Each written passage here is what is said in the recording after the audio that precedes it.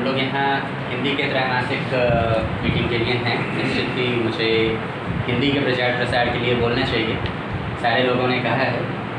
मैं थोड़ा सा हट के कहना चाहूँगा कि हिंदी को बचाना, हिंदी को बढ़ाना बड़ी बड़ी चीज़ें हैं। हम लोग छोटे लोग हैं भाई, पहले हम खुद को बढ़ा लें।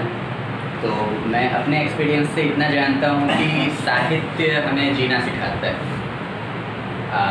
इंजीनियरिंग, मैथ्स, डॉक्टरी, ये सब जो है वो आपको ज़िंदा रखता है। साहित्य आपको ज़िंदगी देता है। तो हम लोग छोटे लोग पहले ज़िंदगी जीना सीख लें, हिंदी साहित्य हो या अंग्रेज़ी साहित्य हो। प्रॉब्लम ये नहीं है कि हम लोग जो है अंग्रेज़ी की तरफ जा रहे हैं, प्रॉब्लम ये है कि हम लोग किसी तरफ नहीं जा रहे हैं, है ना। राफेल नडाल एक टेनिस प्लेयर है, मेरा फेवरेट भी है। उसकी एक बहुत अच्छी किताब है, उसमें एक बहुत अच्छा लिखा हुआ था उन्होंने लाइन कि खेलने में बहुत मज़ा आता है, जब आप प्रोफेशनल खेलने जाते हैं तो मज़ा नहीं आता है, क्योंकि वहाँ बहुत मेहनत करनी पड़ती है। तो भाई यहाँ हम लोगों को अंग्रेज़ी में एक लेटर लिखने में बड़ा मज़ा आता है कि ठीक है चलो लिख दिए, हिंदी में एक लेटर लिखने में बड़ा मज़ा आता है। तो भाई मज़ा तो तब है जब आप मेहनत करें कि हम कितना अच्छा लिख सकें। तो हम लोग अंग्रेज़ी में इतना कुछ बोले कि अंग्रेज़ी को अपनाते जा रहे हैं। यहाँ कौन ऐसा बंदा है जो ये कह सकता है कि उसे हिंदी से ज़्यादा अच्छा अंग्रेज़ी आता है? मुझे नहीं लगता एक भी होगा। कहाँ हम अंग्रेज़ी को अपना रहे हैं, कहाँ हम हिंदी को छोड़ रहे हैं। प्रॉब्लम ये है कि हम पढ़ना छोड़ रहे हैं। सोशल मीडिया की प्रॉब्लम नहीं, सोशल मीडिया में भी बहुत अच्छी चीज़ें आती हैं। मैं श्योर हूँ कि अगर ADRM साहब सोशल मीडिया खोलते होंगे तो वो 4 अच्छी लाइनें पढ़ते होंगे। हम खोलते हैं तो 10 बकवास वीडियो देखते हैं। तो भाई मैं पर्सनली ये कहा करता हूँ कि इंटरनेट जो है वो AK-47 के तरह है। उससे आप खुद को बचा भी सकते हैं और लोगों को मार भी सकते हैं, खुद को मार भी सकते हैं। हम लोग नॉलेज के कमी की वजह से मार रहे हैं। बहुत कुछ किया जा सकता है इंटरनेट से। जितनी कविताएं सर ने बोली या मुझे जो भी कविताएं याद आती है, मैं तो इंटरनेट पे ढूंढता हूँ और पढ़ता हूँ।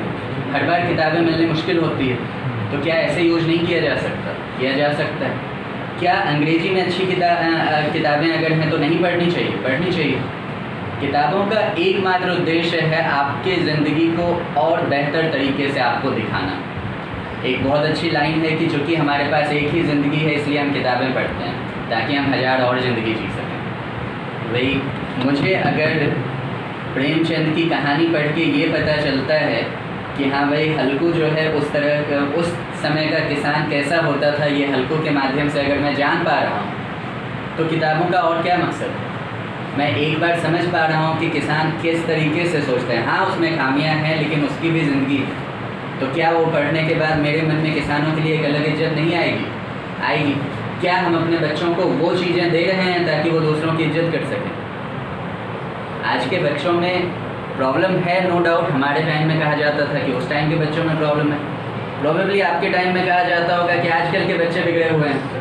भाई हर ज़माने के बच्चे बिगड़े रहते हैं, कुछ नया नहीं है। माँ बाप ज़्यादा बिगड़े हुए हैं, समय नहीं देना चाहते। तो पढ़ाइए। इसलिए मैंने 15 अगस्त में भी कहा था, फिर से अपील करूँगा।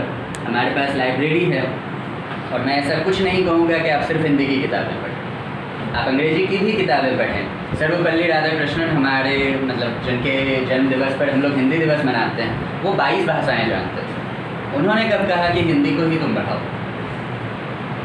और ये रिसर्च कहता है कि जितना ज़्यादा जो लैंग्वेज जानता है वो उतना ज़्यादा मेंटली स्ट्रांग होता है, बेहतर होता है, वो दूसरों को समझ पाता है।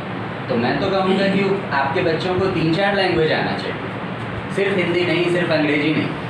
हो सके तो तमिल सिखाइए। तमिल अब मैं इस पर कहना चाहूँगा कि हम लोग हिंदी का बहुत बड़ाई किए, लेकिन आपको पता है हिंदुस्तान छोड़िए